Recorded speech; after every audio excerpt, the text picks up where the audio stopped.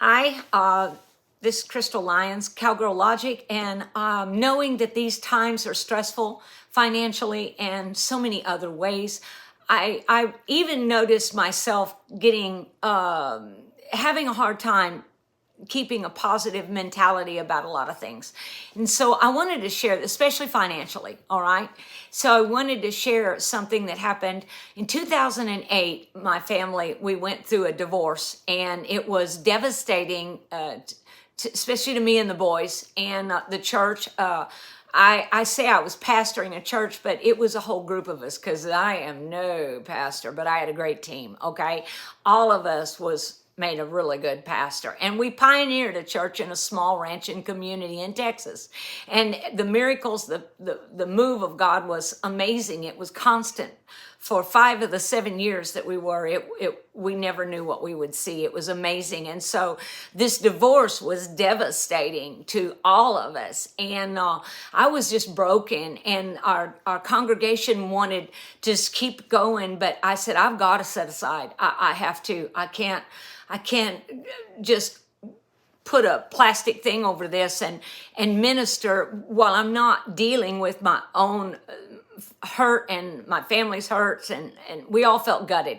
So we told our congregation to go to other churches, and we would just set out for 6 weeks and see what the Lord had to say. And so at the end of 6 weeks, our team got together and said, should we continue or yes or no, and give an honest answer. We went around, and it was it was 100% unanimous that we all said, I don't think we're supposed to continue this. I think, and so when we told, we were renting a building, it was the only building we could find in this little town. And when we told them, they were so relieved. They said, we didn't know how to tell y'all this, but the building is sold, and you were going to have to get out. And we just didn't have the heart to tell you yet. And so that was all God. But the problem was that my oldest son was in West Point at that time, but my youngest son, Colt Wrangler, was a junior in high school. Now, all of a sudden, I'm a single mom with a son in high school and no job. And the jobs that are available are like waitressing. And you know what that'll do, any of you that's waitressed. I mean, it'll give you a little bit of food money, and that's about it, while you lose everything else. Well, the agreement in the divorce was across the board agreement. There was no fussing and fighting. We had a huge sound system because I was singing at all these pro rodeos.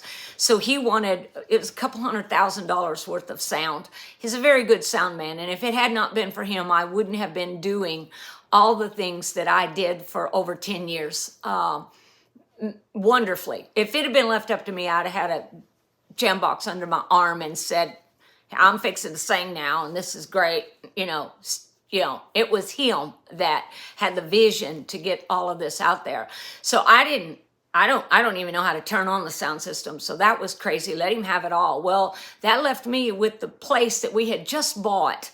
And we'd put $150,000 down on it. And it was a time that the real estate was really high when we bought it. And it was a payment that I couldn't afford.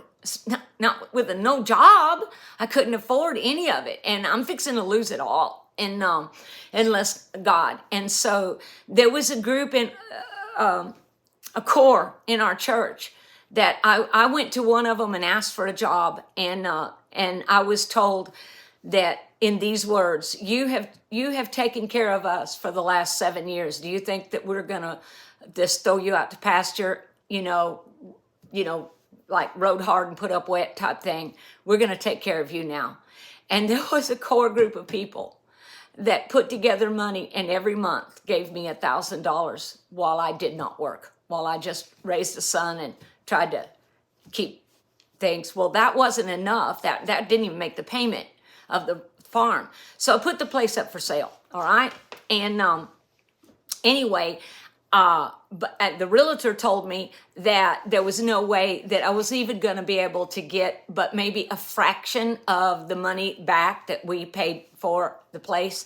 That the real estate then had gone way down, and now I'm going to have to pay a realtor cost and all of this. And the estimate was at the very best I would expect to lose $75,000. of the 150 that we had put down. And I went to the Lord with it. And I said, Lord, this is just unacceptable. I'm a tither. And I was tithed 10% right off the top. And I said, Lord, I'm a tither, and you promised to take care of the tither. I want that 150,000 back. I mean, I'm going to have it. That's it. And so I asked the Lord, I said, tell me what to do. So I was vacuuming and cleaning the house and stuff. And all of a sudden, I just decided in between things, I would just turn the TV on. Well, wait a second. I'm sorry. Before that, I heard him say, start tithing 20%. Well, I was just barely, I mean, if it hadn't been for people giving us deer meat, men would come over and cut firewood for us because I heated the house with wood. They cut firewood for me. People brought deer meat, eggs. It was all this stuff. I wouldn't have made it. And I was tithing 10%, but it was with all of this help from the community. And 20% was just out of the question. But yet I felt like I heard the Lord saying that. And so I told the Lord, I said, if this is you, then he says that he will provide seed to the sower and bread for the eater. In other words, he will provide for you while you're sowing above and beyond your tithe, because it's the above and beyond that brings you a harvest. The tithe, you're not giving nothing. You're just not being dishonest. The tithe is just not stealing from what never was yours. I mean, it's God's, and I'm not going to take it. And so it's not mine. So I'm not sowing anything in the tithe. That is just returning to being faithful with what belongs to someone else. And so, so that 20% was 10% above. And so I said, well, Lord, if it's you, then you've got a way, because there's no way that I can do it with the way it is right now. So I decided while I was cleaning the house, I would just turn the TV on. And it's no lie, as soon as I turned the TV on, it happened to be on a Christian station. And this guy, who I don't know who it was giving his testimony. And he said this, as soon as I turned it on, the sound, this is what came through the sound. And the Lord told me to give 20%. And I was like, oh my gosh. I didn't even hear the rest of his testimony. I just turned the TV off. And I was like, all right, Lord, all right. I mean, I asked him, I said, if this is you, I need to know. And wow, okay, it's you. So I said, all right, Lord, but you gotta provide it. I don't have it. I mean, I just don't have it. Well, that first month, I had, there was is a butane company in the next town that we had always got our butane from, and our propane, a propane. And he called me up and he said, hey, do you remember that propane tank at the last place that y'all lived? And I'm like, no. And he said, well, we took it and we were supposed to pay you. And he said, I'm looking through my records and we never paid you. And that had been like 2 years ago, And he said, we owe you $165. I'm like, whoa. So that was just what I needed for the other 10%. And so God provided for me to give 20% that month. The next month, now I had this little 2-horse trailer for sale for months and months, and nobody had even asked about it. And the next month, all of a sudden the phone rang, and this lady said, you still have that horse trailer? And I said, yes, ma'am. You want to come and see it? She goes, no, I want to come and buy it. And she came and paid cash and bought it. And I was able to pay it off, and the money left over paid the next month 20%. All right. And then the next month, this guy from West Texas that wanted a place down here in the hill country for the family to get together, saw my place and wanted, I'm shortening all this up, but the long of it is this. He wanted the place, and he knew that it was way above market, but he had just sold a whole bunch of West Texas oil land, and he had to put money into land within a few weeks' time, or he was going to pay taxes out the wazoo. And he said, I'll buy this at Anyway, long story, he paid full price for what I needed. And I got back after paying the realtor, I cleared 148,000 out of the 150 that we put down on the place. I'm telling you, God is so faithful, and you don't know how he's going to do it, and you can't figure it out.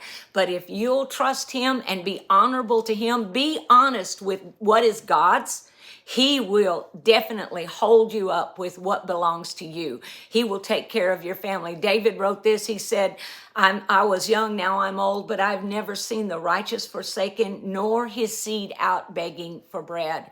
God will take care of you, even in these times to where it seems like unrighteous government is doing everything in the world they can do to totally destroy the middleman. You know, not the middleman, the middle, grassroots dudes, that are just us people that are just average and getting by. And God knows how to take care of us. Be honorable with God. I can tell you this right now. I could tell you story after story. God will be honorable with you. This is Crystal Lyons, Cowgirl Logic.